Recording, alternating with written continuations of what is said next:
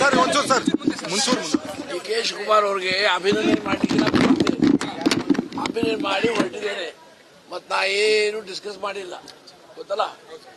ಇವತ್ತು ಗೌರವಾನ್ವಿತ ಮುಖ್ಯಮಂತ್ರಿ ಸಿದ್ದರಾಮಯ್ಯ ಅವರು ರಾಜ್ಯಪಾಲರಿಗೆ ತಮ್ಮ ರಾಜೀನಾಮೆಯನ್ನು ಸಲ್ಲಿಸ್ತಾ ಇದ್ದಾರೆ ಅಂತ ಅವ್ರ ಕಡೆ ತಿಳ್ಕೊಂಡೆ ನಾನು. ಅದ ನಂತರ mostly CM deputy CM Delhi ಹೋಗ್ಬೋದು. ಅದಾದ ನಂತರ ರೆಸಿಗ್ನೇಷನ್ ಎಕ್ಸೆಪ್ಟ್ ಆದ ನಂತರ ಮುಂದಿನ ಪ್ರಕ್ರಿಯೆ ಏನದೆ ನಾಯಕ ಏನು ಆರಿಸಬೇಕು ಅದು ನಡೀತದೆ. ಸಿಎಲ್ಪಿ ಸಭೆ ಬಗ್ಗೆ ಏನಾದ್ರು ಸಿಎಸ್ ಬಗ್ಗೆ ಯಾವುದೂ ನಿರ್ಧಾರ ಆಗಿಲ್ಲ. ನನ್ನ ಮುಂದೆ ಮಾತಾಡಿದ್ರು. ಬಟ್ ಅದು ಅಲ್ಟಿಮೇಟ್ಲಿ ಮಾಡಬೇಕಾಗ್ತದೆ, ಅದು ಮಾಡ್ತಾರೆ. ಅದು ಪ್ರಮಾಣ ಅದು ಹೆಂಗೆ ಡಿಸ್ಕಸ್ ಆಗ್ತದ್ರಿ?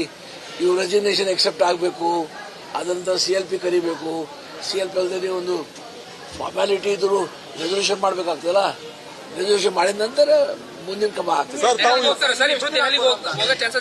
ಚಾನ್ಸಸ್ ಇರ್ಬೋದು. ಸರ್ ತಾವು ಹಿರಿಯ ಶಾಸಕರು ಸಚಿವರು ಆಗ್ತೀರಾ ಸರ್ ಈ ಬಾರಿ? ಆದ್ರೂ ನೋಡ್ಬಾ ಒಂದು ಮಾಡ್ತೇನೆ. ನಾನು ಹಿರಿಯ ಶಾಸಕ ನಿಜ. ನಾ 8 ಮುಖ್ಯಮಂತ್ರಿ ಜೊತೆ ಕೆಲಸ ಮಾಡಿದ್ದೇನೆ, ಅದೆಲ್ಲ ನಿಜ. ಆದ್ರೆ CM ಕ್ಯಾಬಿನೆಟ್ದಲ್ಲಿ ಯಾರು ಇರಬೇಕು ಯಾರು ಇರಬಾರ್ದು ಅದು ಚೀಫ್ ಮಿನಿಸ್ಟರ್ ಡಿಸೈಡ್ ಮಾಡ್ತಾರೆ, ನಾ ಅಲ್ಲ. ಛೇ ನಾ ಯಾವ ಬೇಡಿಕೆ ಇಡುದು ಕೆಲಸ ಮಾಡಿಲ್ಲ. ಸರ್ ಸಿದ್ದರಾಮಯ್ಯ ಅಂತ ನಾಯಕರು ಸರ್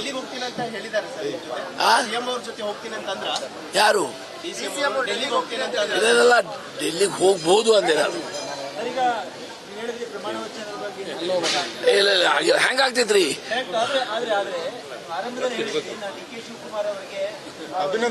ಅಭಿನಂದನೆ ಅಂದ್ರೆ ಅರೆ ಈಗಾಗಲೇ ನಮ್ಮ ಹೈಕಮಾಂಡ್ ಡಿಸೈಡ್ ಮಾಡಿದ್ದಾರೆ ಅವ್ರು ಮುಖ್ಯಮಂತ್ರಿ ಆಗ್ಬೇಕಂತ. ಅದ್ರ ಮೇಲೆ ನಾ ಮಾಡ್ಬೋದಲ್ಲ. ನಂದೇನು ನೈತಿಕತೆ ಕಡಿಮೆ ಆಗಿಲ್ಲ.